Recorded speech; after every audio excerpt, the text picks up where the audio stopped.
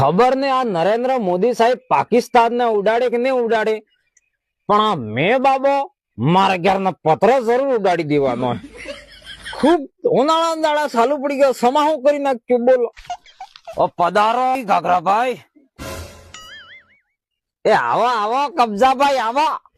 ના ના બેહો ને.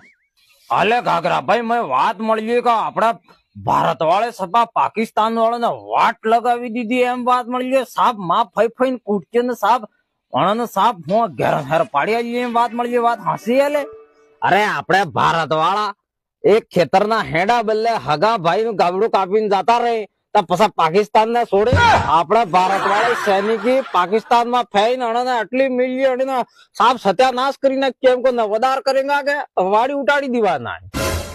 પણ એમ કહું લે મેં એમ લાગે કે પાકિસ્તાન વાળા કને ખૂબ બમ રહી કે આપણા માટે એકાદો બમ દડી દી તે. હવે જણે ઈ જણે ને વાસગી ભડુકા મારે. એ રામ રામ ઘાઘરાભાઈ. ઓ આવો આવો સમનબા.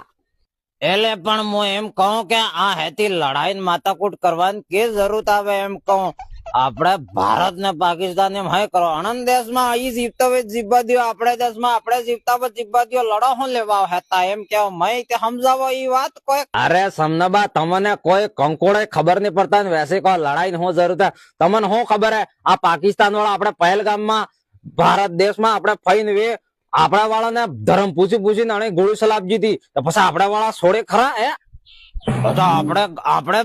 આપણે દેશમાં ફેન કૂટક્યા હતા આપડા વાળાને એમ કે